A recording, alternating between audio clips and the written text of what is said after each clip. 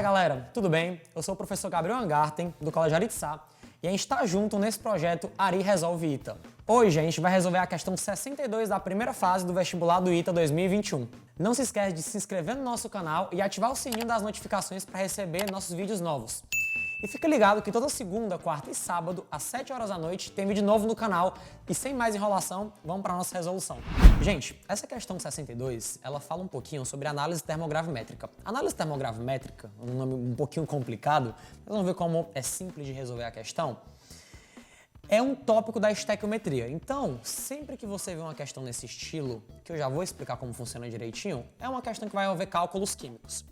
Essa palavra complicada, termogravimetria, termo tem a ver com temperatura, tem a ver com aquecimento.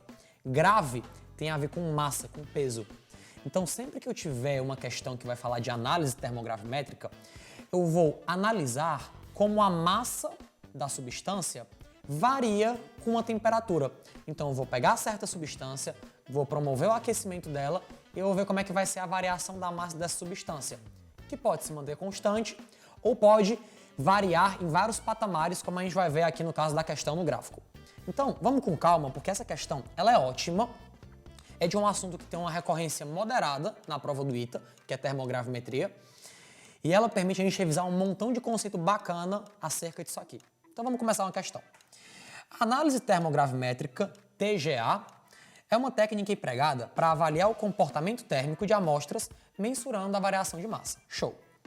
A figura mostra a curva de TGA típica para o oxalato de cálcio monohidratado, submetido a uma taxa constante de aquecimento sob fluxo de gás inerte. Galera, essa palavra que ele usou, né, sobre fluxo de gás inerte, é só para dizer que quando eu vou fazer meu experimento, eu não quero que o gás que está lá reaja com a minha substância. Então eu vou usar um gás inerte. Por exemplo, nitrogênio, gás N2, por exemplo, o argônio, que é um gás nobre, são gases que eu posso usar no meu sistema e se eu aquecer a substância não vai reagir com o gás. É um gás que vai estar inerte, é um gás que não vai atrapalhar a medida do meu experimento. Com base nessa figura e sabendo que a massa inicial corresponde a 100%, é errado afirmar que. Então, primeiro de tudo, eu acho que a gente precisa entender o que é esse oxalato de cálcio monohidratado.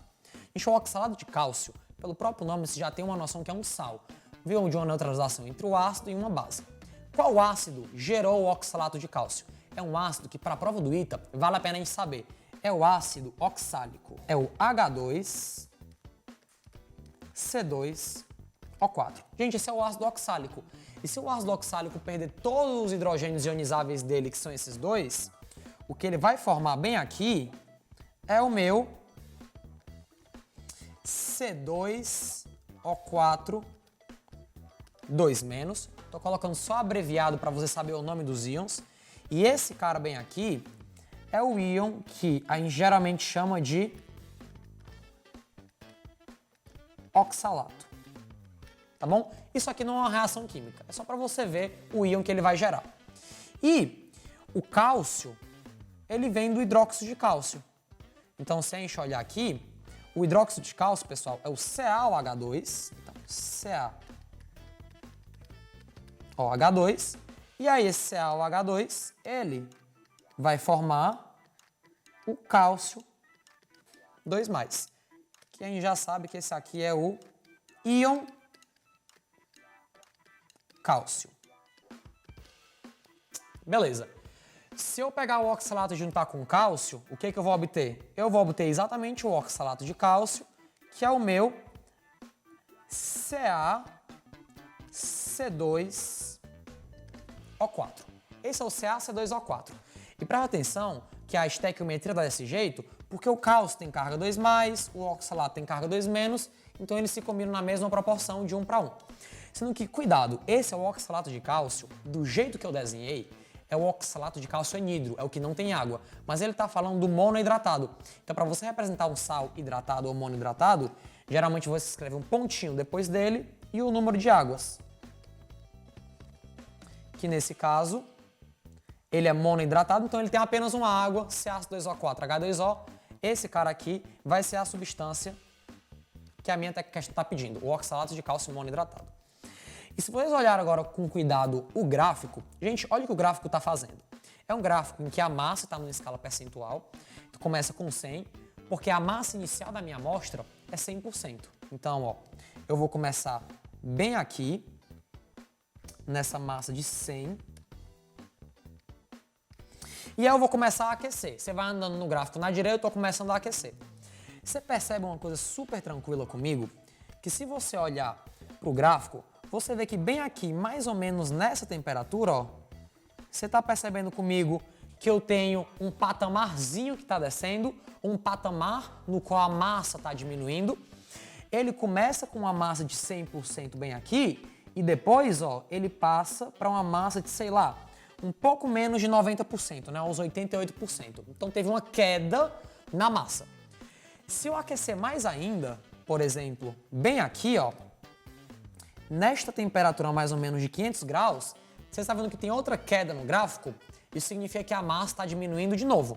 Agora a massa vai para mais ou menos uns 70%.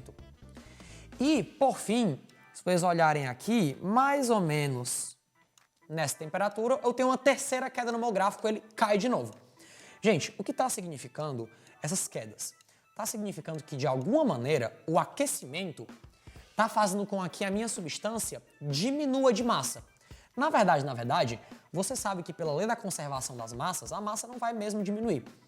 Mas quando eu estou fazendo uma análise termogravimétrica, eu estou colocando o material numa balança.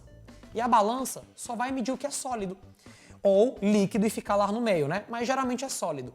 Se eu aquecer um material e ele liberar, por exemplo, um gás, a balança não vai contar a massa desse gás porque o gás foi embora. Ou seja, a massa aparentemente vai aparecer como diminuiu. Então, realmente, em cada quedazinha que você está vendo desse gráfico, o que está rolando é uma reação química. E muito provavelmente é uma reação química que está liberando um gás. Porque o gás ele vai escapar e quando o gás ele escapa, a massa dá uma queda. Então agora, gente, vamos dar uma olhada para os itens, a gente entendeu mais ou menos como é que está funcionando o gráfico. Vamos ver agora como é tranquilo você entender isso aqui. O oxalato de cálcio, gente, em especial, ele tem 3 decomposições super conhecidas. Se eu estou começando com o oxalato de cálcio monohidratado, geralmente, pessoal, a primeira coisa que acontece é esse sal monohidratado, que vai estar sólido, ele vai ser aquecido, o símbolo que a gente usa para aquecimento é esse delta, e ele vai formar o CaC2O4 sólido e vai liberar água. O aquecimento foi tão intenso que eu consegui que a minha água fosse liberada gasosa mediante o aumento da temperatura. Essa, gente, é a primeira reação que acontece. Então, geralmente, quando você tem um sal hidratado e você faz a análise termogravimétrica, a primeira coisa que acontece quando você aquece, a primeira queda de patamar, é que eu estou começando a liberar águas. Então, perceba, gente, que essa primeira quedazinha que aconteceu aqui no meu gráfico, ela se deve à decomposição desse cara e à liberação de H2O gasoso. É por isso que a massa você está vendo que está diminuindo, porque eu estou liberando água e aí vai diminuir. Próxima reação que vai acontecer. Aqui é realmente uma reação meio decorebazinha. Você está vendo que eu tenho outro patamar aí nessa equação. Ou seja, essa substância que eu formei, o oxalato de cálcio, ela pode se decompor mais ainda. Ela pode se decompor em carbonato de cálcio sólido. Foi aqui para baixo, deixa eu arrumar aqui para vocês. Ele pode se decompor em CaCO3 sólido e liberar monóxido de carbono, que é um gás. Isso aqui é um gás, isso aqui é sólido. Então a segunda queda que você vai ver nesse caso é porque essa queda ela vai estar liberando monóxido de carbono gasoso. Então, liberação de CO gasoso.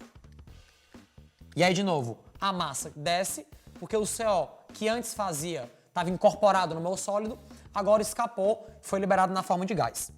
Então, só para a gente numerar, essa é a primeira equação, essa é a segunda equação, e a minha terceira decomposição, ó, vou escrever aqui embaixo, é do carbonato de cálcio CaCO3 que restou, CaCO3 sólido. Se eu aquecer mais ainda esse cara, ele vai formar CaO sólido mais CO2 gasoso. Gente, essa é uma decomposição clássica dos meus carbonatos. Os carbonatos, quando aquecidos, liberam o óxido correspondente e liberam dióxido de carbono, liberam CO2. E o CaO pra gente, a gente chama geralmente esse cara aqui, ó, de cal virgem. Então, o CaO é a cal virgem. Muito bem. É usada para fazer pintura de parede, tem um montão de aplicação interessante sobre ela. Isso significa que no meu terceiro patamar, eu estou tendo liberação de CO2. Então, aqui realmente são as equações que a gente tem que ter na cabeça. O oxalato, quando ele tem água, primeiro perde água, depois perde CO e forma um carbonato. E depois, o carbonato se decompõe em cal, CaO e libera CO2, beleza? Então, entendendo o que aconteceu aqui, vamos olhar para os itens. Item A. A decomposição térmica do oxalato de cálcio ocorre em 3 etapas. Gente, verdade. Como é que você vai saber as etapas da minha decomposição térmica? Super tranquilo. Você está vendo bem aqui, ó, que eu tive uma guinada, uma descida no patamar, tive 2 e depois tive 3. Cada descida que acontece no meu gráfico, cada diminuição de massa, significa uma etapa do aquecimento. Então, eu tive 3, eu vou ter 3 etapas. Este item, ele tá, pra gente, verdadeiro. Lembrem que ele tá pedindo falso. B. Água de hidratação é eliminada da estrutura cristalina do oxalato de cálcio a temperatura maior que 100 graus. Verdade, né, gente? A primeira reação que geralmente acontece na análise termogravimétrica é a liberação da água.